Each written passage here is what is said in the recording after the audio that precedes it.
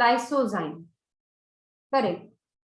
Okay, next we'll study about liver and pancreas. आता liver खूप मोठा आहे, तो लार्जेस्ट ग्लँड पण आहे बॉडीचा आणि समजून घ्यायला पण खूप मोठा आहे. So with your full attention, I hope you must listen to liver. Let us start first with liver. I guess we'll complete just liver today. So largest gland of our body. Give heading and keep writing. Okay, give heading. Largest gland of the body. दिलाय का heading? Yeah? Yes, ma'am. Yes. It develops from endoderm. It develops from endoderm. Okay, आता तुम्हाला हे माहिती. Is it on the right side or left side of your abdominal cavity? सांगू शकेल का कोणी? Is it to the right side or left side? Yes, is it to the right side or left side? This is to the right side of your abdominal cavity. This is to the right side of abdominal cavity. Okay. Okay. And this is the largest gland of the body. See, dark reddish brown in color. खूप major role liver body मध्ये function करतो, प्रचंड major, very very important. Okay, so 1.5 to 1.8 kilogram. So this is the liver, and liver is having the two lobes present to the right side of the body, but is having the two lobes, that is the right lobe and the left lobe. Right lobe and the left. This is the left. कुठला मोठा वाटतोय तुम्हाला, right की left? Left. Left आहे बघा ना. Right right. हा, Right. right left is bigger and left lobe is small. So 5/6 part of the liver is right lobe and just 1/6 part is a left lobe. Okay, आणि हे जे आहे मध्ये, याचे लेबल कुठे गेले मला माहित नाही, हे जे मध्ये जे आहे, कुठली टिश्यू असेल ही? राईट आणि लेफ्ट लोबला कनेक्ट करणारी कुठली टिश्यू असेल? Squamous epithelial. कनेक्ट करणारी कुठली असते? Connective tissue. एक्झॅक्टली ना, मग it is a connective tissue. कुठली connective tissue? It is a fibrous connective tissue. Okay, so fibrous connective tissue आणि त्याचं नाव आहे particular, it is called as a falciform ligament. जरी लिगामेंट असेल तर it is a connective tissue. Okay, ligament पण connective टिश्यूच. So it is a falciform ligament आणि विच इज अ फोल्ड. एक फोल्ड आहे पेरिटोनियमचा एक फोल्ड, राईट. चला पुढे ह्याच्यात काय म्हटलं, please keep writing. Situated in the abdominal cavity just below the diaphragm towards the right side and has two lobes, right lobe and the left lobe.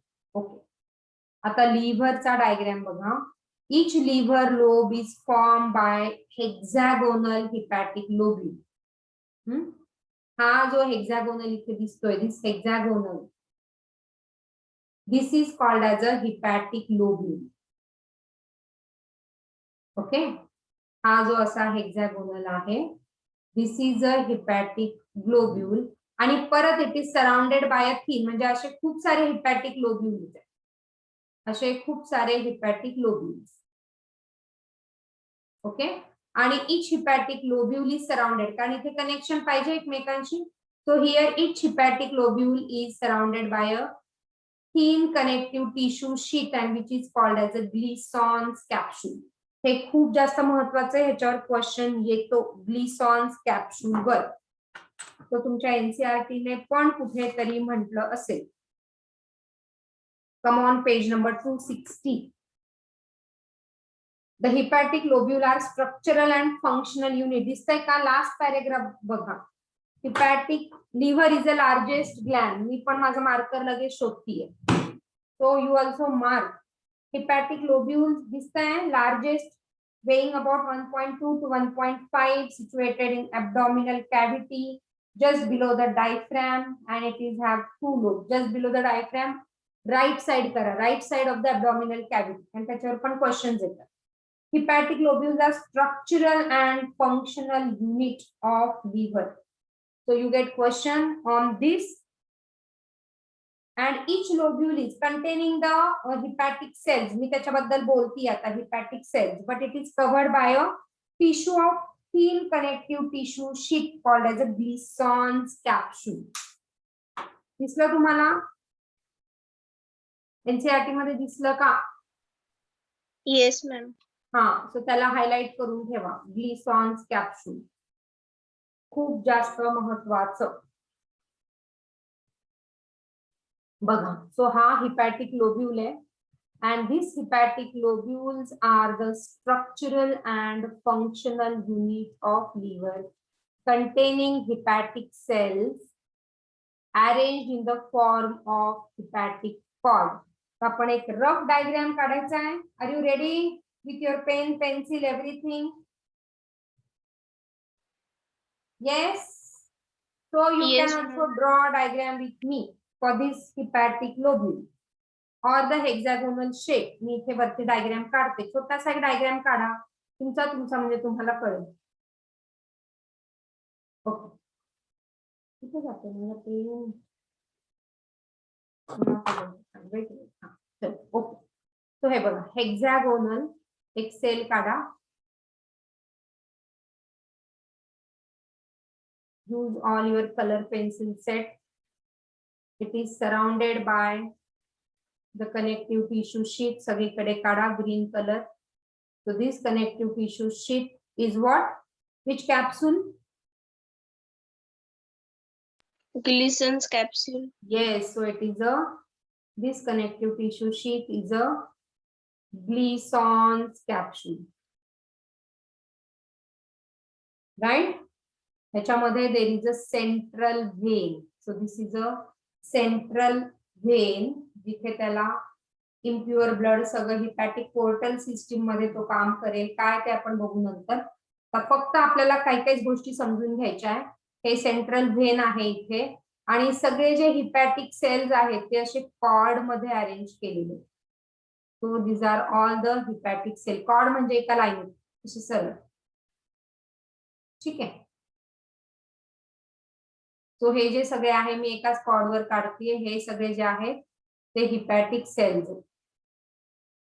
Okay. So these are the hepatic cell. Cell म्हटलं म्हणजे it is secreting something इथे. आणि ही जी मधली space आहे इथे, चला इथे मधली स्पेस जी आहे, so this is a cord containing hepatic cell. This is hepatic cell.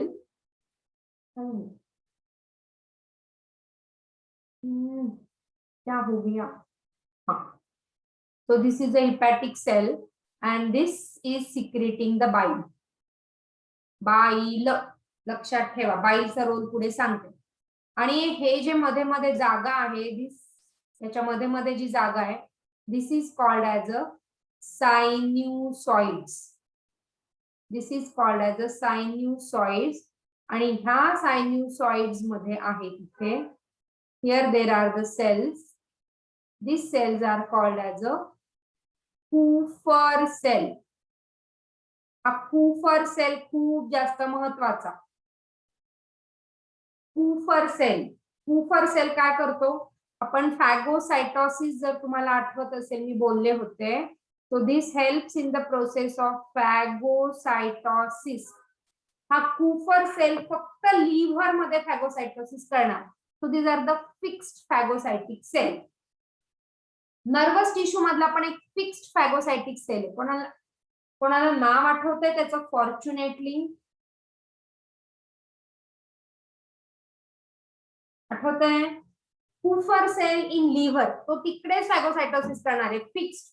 काही काही असतात वॉन्डरिंग फॅगोसाइटिक सेल, ते भटकत राहतात. जसं न्यूट्रोफिल्स आहेत, WBC चे न्यूट्रोफिल्स आहेत, ते बॉडीमध्ये इकडे तिकडे भटकत राहतात. जिथे फॅगोसाइटोसिस करायचं तिकडे ते पळत जातात. पण लिव्हर मधला कूफर सेल म्हटला की तो लिव्हर, तो तिकडेच थांबणार आहे, तो कुठेही जाणार नाही आपलं घर सोडून, भटकंती करणार नाही, आपल्या घरातच खुश आहे, पूर्ण लॉकडाऊन.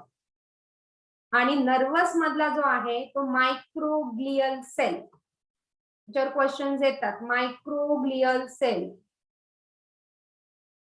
1.5 ते 2 लाखाची क्वेश्चन बँक आहे नीटची, माहिती का? त्याच्यामुळे ह्याच्यावर क्वेश्चन येतात. तुम्ही ते पुस्तकात कुठेतरी नोटबुक मध्ये लिहायचं आणि लगेच हायलाइट करायचं. हायलाइट केलं म्हटलं की ते इम्पॉर्टंट असं तुमच्या लक्षात येईल. कुठेतरी हायलाइट करा, सिस्टमॅटिक लिहा. तुम्ही इथे असता तर मी अजून काही वेळेस सांगितले असते. अनफॉर्च्युनेटली तुम्ही येऊ शकत नाही. ओके, सो मायक्रोग्लियल सेल कुठे म्हटलं मी?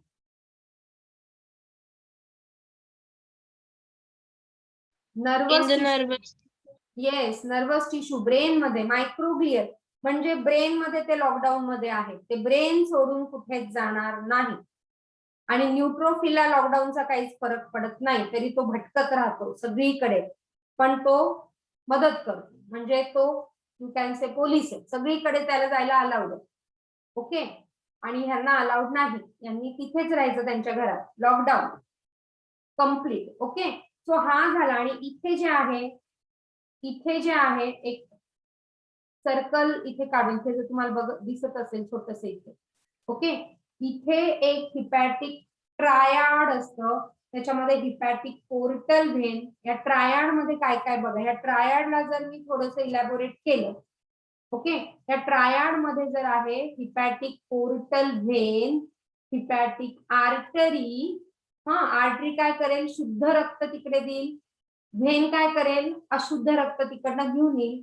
आणि परत ह्याच्या बरोबर इथे एक आहे बाईल डक्ट, ते बाईलला बाहेर काढेल. कारण बाईल कोण सिक्रीट करतंय, हिपॅटिक सेल. आणि म्हणून हिपॅटिक हे झालं, काय म्हणतात त्याला, लिव्हरला इन्फेक्शन झालं किंवा जॉन्डिस झाला. काय होतं जॉन्डिस मध्ये? कावीळ ज्याला आपण म्हणतो, काय होतं त्याच्यामध्ये? काय सिम्पटम आहे कावीळचा? एखादा सिम्पटम माहिती का कोणाला? कावीळचा एखादा सिम्पटम माहितीये? Eyes yellow होऊन जातात. एक्झॅक्टली, सगळी स्किन, नख, स्किन येलो होते, डोळे येलो होतात. जॉन्डिसचं पिक्चर बघा, गुगल इमेज बघा. सो हे बाईल तिकडे एक्सेसिव्ह सिक्रेट होतं आणि बाईलचा कलर येलो असतो. ते गरजेपेक्षा जास्त तयार व्हायला लागतं आणि म्हणून सगळं येलो होतं. ओके, सो बाईल ह्या बाईल डक्ट मधनं बाहेर येतं. आणि इथे जर तुम्हाला दिसत असेल हे येलो, ग्रीनिश येलो कलरचं, this is called as a gall bladder. इथे लिहिलेलंच आहे, this is called as a gall bladder. Bile इकडनं लिव्हर मधनं इथे स्टोअर केलं जातं. ओके, इथे स्टोअर आणि कॉन्सन्ट्रेट केलं जातं. आणि जेव्हा गरज असेल डायजेस्टिव्ह सिस्टीमला, तेव्हा ते बाईल इथून डायजेस्टिव्ह सिस्टीम मध्ये टाकलं जातं. बाईल गरजेचंच आहे, डायजेशन मध्ये बाईल गरजेचं आहे, खूप जास्त गरजेचं आहे. राईट. मग जसं आपण शेतामध्ये गहू पिकवले जातात आणि आपण आपल्या घरातल्या कोठीमध्ये ते स्टोअर करून ठेवतो, तसंच आहे हे शेत आहे, बाईल पिकवायचं हे शेत आहे.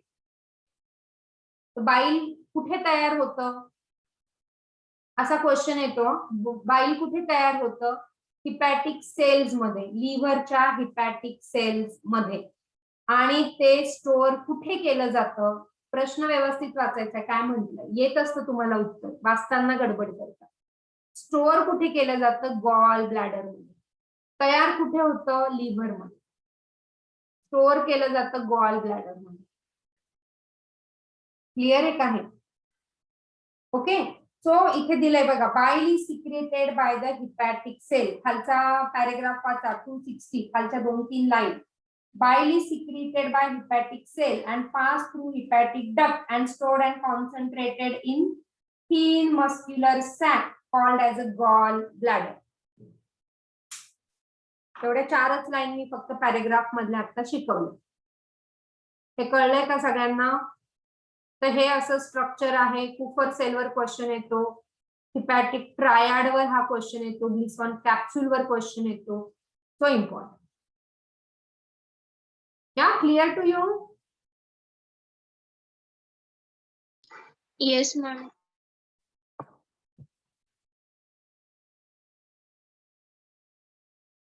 Yes, so you know what is the structural and functional unit of liver? It is a hepatic lobule. Okay, and hepatic cord present around the central vein. हा सेंट्रल व्हेन आणि त्याच्या सराउंडिंग ह्या सगळ्या cords which are the hepatic cord, ज्याच्यामध्ये hepatic sale आहे. आणि म्हणून त्या सेलला जर इन्फ्लामेशन झालं, ते सेल जर खराब झाले, तर जॉन्डिसला आपण इंग्लिश मध्ये काय म्हणतो? Does anyone know? म्हणजे इंग्लिश मध्ये जॉन्डिस म्हणता, आय एम सॉरी. सायंटिफिकली त्याला काय, jaundice is a common English word, त्याचं सायंटिफिक नेम काय? Biological name for jaundice, it is a hepatitis. कारण hepatic meaning liver शी associated, cardiac meaning heart शी associated. तसं हे जॉन्डिसला सायंटिफिकली आपण म्हणतो मेडिकल लँग्वेज मध्ये इट इज अ हिपॅटायटिस, कारण हिपॅटिक सेलचं inflammation. Okay, inflammation म्हणजे त्यांना त्रास होतोय काहीतरी, म्हणून इट इज अ हिपॅटायटिस. तर हिपॅटायटिसचे व्हायरस आहेत. हिपॅटायटिस व्हायरल इन्फेक्शन पण, व्हायरल इन्फेक्शनमुळे पण होतं. जसं हिपॅटायटिस ए व्हायरस, दोन खूप पॉप्युलर आहेत, आणि हिपॅटायटिस बी व्हायरस, त्याच्याबद्दल आपण डिटेलमध्ये शिकणार आहे. हिपॅटायटिस बी व्हायरस, तुम्ही सगळ्यांनी याचं व्हॅक्सिन घेतलं असेल हिपॅटायटिस बी चं. तुमच्या आईला विचारा, तुमच्या पेडियाट्रिक फाईल मध्ये कदाचित हे असतील. नसेल घेतलं तरी तुम्ही याचं व्हॅक्सिन आताही घेऊ शकता. Before going to the medical course, it is very essential. Okay, so the bile is secreted by the hepatic cells and passes through the hepatic duct and is stored and concentrated into thin muscular sac, which is called as a gall bladder. दोघांचा role कळला, liver आणि gall bladder.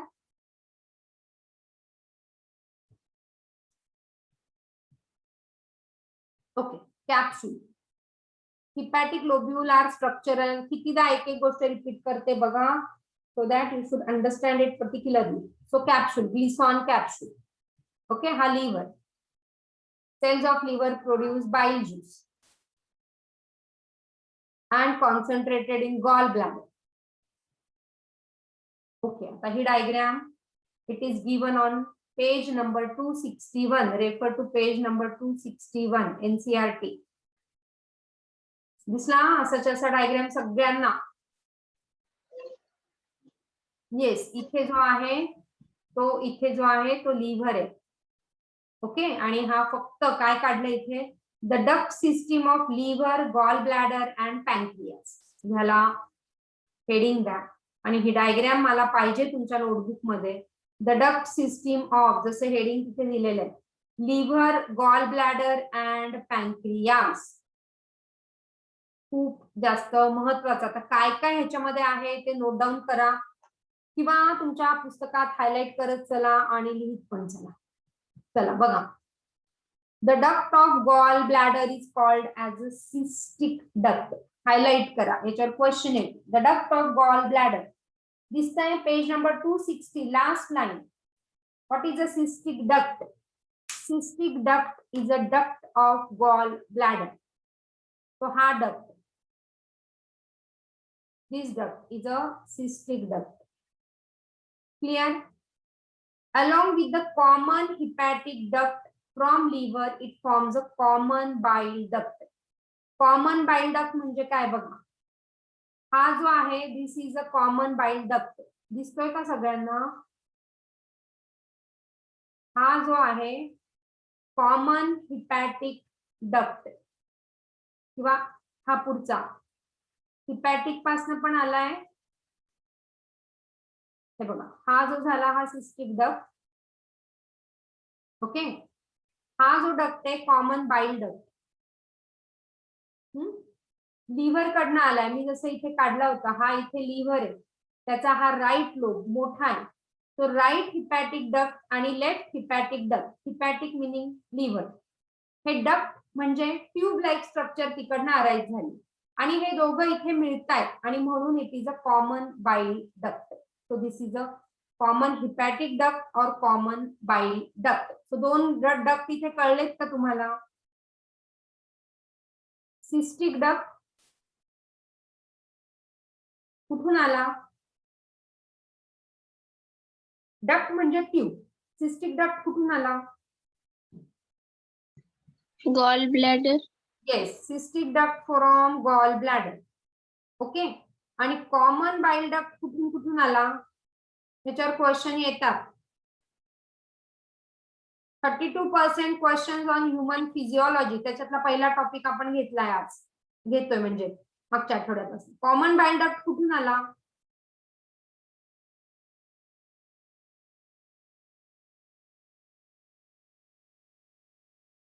Common hepatic duct कुठून आला? आधी मला हे सांगा, common hepatic duct कुठून आला? तो कॉमन बाईल डक्टच्या आधी मी कॉमन हिपॅटिक डक्ट लिहायला हवं होतं. कॉमन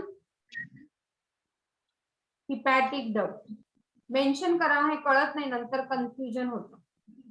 कॉमन हिपॅटिक डक्ट कुठून आला? From liver. हा, कॉमन का झाला हा? फ्रॉम लिव्हर मग एकच पाहिजे होतं ना, पण from right and the left lobe of liver, म्हणून तो कॉमन हिपॅटिक डक्ट झाला. Is that clear? Yes ma'am. सगळ्यांना मी फक्त ईश्वरीला नाही शिकवत रे राजांनो, एव्हरीवन. यामिनी, यामिनी कळलंय का बेटा? ओके, चला. बोलायचं नाही, कट्टी असते माझ्याशी तुमची, हो ना? काय केलं मी?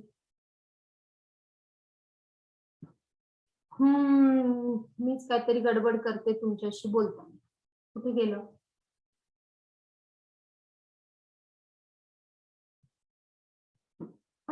ओके, हे कळलं? सिस्टिक डक्ट आणि common hepatic duct. Cystic duct from gall bladder, common hepatic duct from right and left liver, म्हणून तो कॉमन झाला. ओके. आता common bile duct, third is a common bile duct. बघा तो कुठून आला? कॉमन बाईल डक्ट हा कुठून आला? कोण सांगेल? कॉमन बाईल डक्ट कुठून आला? हा बघा, हा झाला कॉमन हिपॅटिक डक्ट, तो राईट आणि लेफ्ट कडनं आला. हा झाला सिस्टिक डक्ट, तो गॉल ब्लॅडर कडनं आला. आणि पुढे हा झाला common bile duct. Common bile duct तो कुठून आला? आता बाळांनो बोला.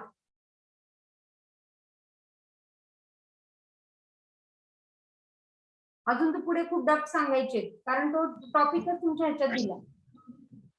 प्रथमेश, सिस्टिक डक्ट आणि हिपॅटिक डक्ट येस येस, तो कॉमन बाईल डक्ट हेडिंग द्यायला cystic duct plus common hepatic duct मिळून कॉमन बाईल डक्ट. हे माझे शॉर्ट फॉर्म येतं, हे काही युनिव्हर्सल नाही. तुम्ही तुमचे फुल फॉर्म मध्ये लिहिल्यानंतर आठवणार नाही. आता परत, if you come on page number 261, first line, the hepatic duct from liver forms a common bile duct. दिसतंय का? हायलाइट करा. Yes ma'am. येस, हायलाइट करा. चल ईश्वरी, मी आता तुला शिकवत जाईल एकटीला. जाऊ दे, बाकीच्यांना बोलायचंच नसतं माझ्याशी. त्यांची परमनंटली कट्टी असते किंवा ते हे करतात, ऑडिओ व्हिडिओ ऑन करतात आणि बाकी गप्पा मारतात किंवा मोबाईलवर गेम खेळतात, असं मी समजत जाईल. बाकी मित्रमैत्रिणींची चॅटिंग करत असतील, कारण मिळालं इंटरनेट आणि हे, तर त्याचा दुरुपयोग. ओके, आई वडिलांना फसवणं आणि स्वतःला पण फसवणं असं असेल कदाचित, असं मी प्रेडिक्ट करते, because they never talk with me by their own. All right. So it is a cystic duct from gallbladder and common hepatic duct from liver. This is cystic duct from gallbladder and then it forms a common bile duct. So this is a common bile duct. Agree? आला इथपर्यंत? Okay, चलो. So that is a common bile duct. Yes, इथे तेच दिलंय त्यांनी. ठीक आहे ना? तो 3 डक्ट आतापर्यंत सांगितले. आता पुढचा duct. The common hepatic duct is joined by the pancreatic duct close to ampulla of water. Water is the name of the scientist. तर इथे ampulla of water त्यांनी हेडिंग नाही दिलेलं, पण जिथे थोडीशी स्वेलिंग असते ना, सो हा गॉल ब्लॅडर, त्याचा हा डक्ट. ओके, इकडनं आलेले लिव्हरचे डक्ट, नंतर ते इकडे पुढे झालेले कॉमन डक्ट. ओके, आणि इथे जी स्वेलिंग आहे, swelling is ampulla. That swelling, इथे जी स्वेलिंग आहे, आणि मग पुढे हा मिक्स होतोय पॅनक्रिया. हा जो लीफ शेप ऑर्गन आहे, दिस इज अ पॅनक्रियास, राईट. आणि या लीफ शेप ऑर्गन मधनं हा एक डक्ट निघालेला, त्या डक्टला हा जॉईन होतो. So that is a common hepatic duct. Common hepatic duct. आता इथे त्यांनी कॉमन हिपॅटिक परत ह्याला म्हटलंय, एनसीईआरटीने काय म्हटलंय मला बघू दे. कॉमन हिपॅटो पॅनक्रियाटिक पाहिजे. ओके, हा इथे म्हटलंय ना, इथे चुकीचं म्हटलंय. That's what I was thinking. It is a common hepato pancreatic duct. हे नका लक्षात ठेवू. It is common hepato pancreatic duct. Confusion दूर झालं. या so what is a common hepatopancreatic duct? Common bile duct and pancreatic duct joining here to the ampulla of Vater. Ampulla of Vater is the swelling where the duct is joining to pancreatic duct to form the common hepatopancreatic duct. Highlight करा, NCERT ने दिलेलं. They opens into duodenum. Okay, हे बघा, हे दोन्ही, हा डिओडेनमचा part आहे, हे लक्षात आलं. डिओडेनमचा पार्ट आहे हा. तुम्ही बोललं ना तर मला कळेल. ओके, सो बघा, हा इसोफेगस, हा muscular bag is stomach. Stomach नंतर हा duodenum which is not coiled and the thickest part that you are knowing. आणि डिओडेनम मध्ये इथे जे आहे, या लूप मध्ये तेच इथे दाखवलं. दिस इज अ पॅनक्रियास. आणि हा डिओडेनमचा पार्ट. आणि इकडे वरती जे आहे गॉल ब्लॅडर, आणि हा इथे जो आहे तो लिव्हर. असा याचा डायग्राम. आणि इथे जे त्याचं जे ओपनिंग आहे, त्याचं जे ओपनिंग आहे, दिस ओपनिंग, परत इथे स्वेलिंग आहे, that is called as a sphincter of. Sphincter म्हणजे व्हाल्व जे ओपनिंगला कंट्रोल करेल. Sphincter of Oddi, not the गाडी. It's a Oddi, name of the scientist. So this is a sphincter of Oddi. तुमच्या diagram मध्ये नाही म्हटलेलं, पण तुमच्या पुस्तकाने ते म्हटलेलं आहे. त्याच्यावर क्वेश्चन येतो. So highlight that sphincter of Audi.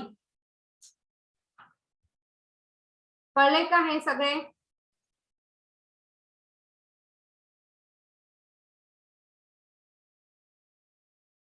Yes और नो? देवश्री? मॅम हिपॅटोपॅनक्रियाटिक डक्ट एकदा पुन्हा सांगाल का? येस, सांगतो. चल, आपण पहिल्यापासून सगळे डक्ट एकदा रिवाइज करून टाकू. Ishwari, this is for you. So cystic duct from gall bladder, right? Common hepatic duct from right and left lobe of liver. Okay, third is a common bile duct. It is from gallbladder चा cystic duct आणि common hepatic duct दोन्ही join होऊन it is becoming common bile duct. Clear बेटा है? Okay. Now common bile duct, हा जो झाला हा कॉमन बाइल डक्ट झाला बघ. हा जो आहे हा common bile duct. Okay, common bile duct. आणि हा जो आहे पॅनक्रियाज मधून आलेला duct. So this is a pancreatic duct. हे दोघं परत इथे जॉईन होते. दिस इज अ एम्प्युला ऑफ वॅटर. तो त्याचं ओपनिंग कंट्रोल करेल. खूप सारं बाईल अगदी धपाकन आतमध्ये नाही सोडलं. जेवढं पाहिजे तेवढं बाईल हा स्फिंक्टर मसल कंट्रोल करेल.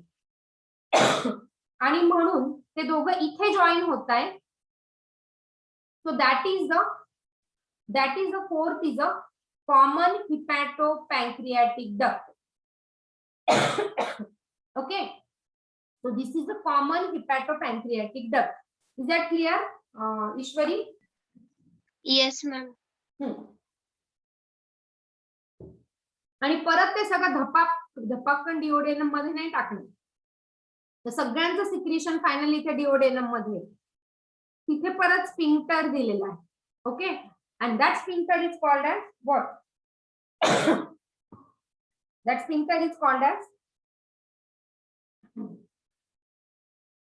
yes, Ishwari, that sphincter is called as Sphincter of Oddi. yes. So this is the sphincter of Oddi. Clear झालं हे सगळं? So this four duct एवढे जरी तुम्हाला आत्ताच्या लेक्चर मध्ये समजले खूप झाले. Shall I go ahead? Yes, ma'am. Yeah. So sphincter of Oddi. So this overall is controlled by sphincter of Oddi.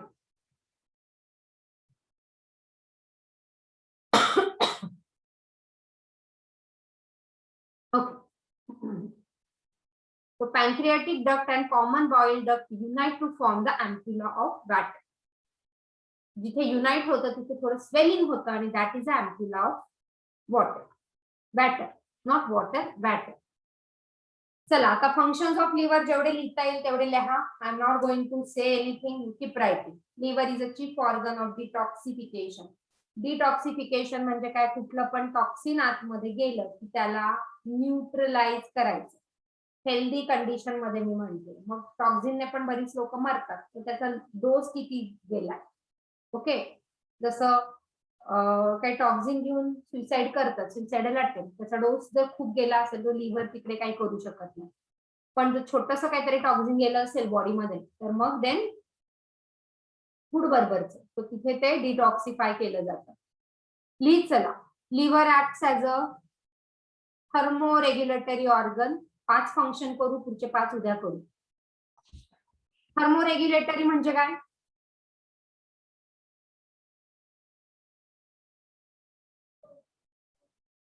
Temperature control करणं. कुठलं? स्केलेटल मसलचं किंवा ओव्हरऑल बॉडीचं टेम्परेचर कंट्रोल करणं. Liver acts as a haemopoietic organ in fetus and erythroclastic organ in adult. मला याचा अर्थ सांगा. हिमोपोएटिक म्हणजे काय? आपण केलं होतं हिमोपोएटिक. हिमोपोएसिस बोन मॅरो मध्ये बघितलं होतं. म्हणजे काय? हिमोपोएटिक ऑर्गन म्हणजे काय किंवा हिमोपोएसिस म्हणजे काय? आरबीसीचं तिथे प्रोडक्शन होतं. आणि क्लास्टिक म्हणजे काय? In foetus. फीटस म्हणजे जो अजून आईच्या पोटात ग्रो होतोय बेबी किंवा just born baby. Okay, so haemopoietic. आणि एरिथ्रोक्लास्टिक म्हणजे काय? Erythroclastic organ in adult. Erythroclastic म्हणजे काय? ओस्टिओक्लास्ट सेल काय करायचे? जुने ब्लड बोन सेल डिस्ट्रॉय करायचे. तसे एरिथ्रोक्लास्टिक म्हणजे काय? जुने आरबीसी जे झालेले, आरबीसी जे म्हातारे झाले त्यांना डिस्ट्रॉय करायचं काम पण लिव्हर करतो. RBC production in very young foetus पण लिव्हर करतो. आणि अडल्ट मध्ये, आपल्या वयामध्ये, तुम्ही अजून अडल्ट नाही झाले पण तुमच्या वयामध्ये पण लिव्हर तेच फंक्शन करतं. सो अलॉंग विथ स्प्लीन म्हणजे हे काय? Graveyard of RBC. This is called as a graveyard. स्मशानभूमी आरबीसीची कोण आहे? ग्रेवयार्ड इज स्मशानभूमी. आरबीसीची स्मशानभूमी लिव्हर आहे आणि लिव्हर सोबत स्प्लीन पण. चला, हे 4 मोठे फंक्शन आहे. 5वं फंक्शन लिहा किंवा 5वं पण उद्याच करू आपण. 4 आणि 5 फंक्शन उद्या करू, कारण हे परत तुम्हाला समजायला लागेल. Okay, so stop recording.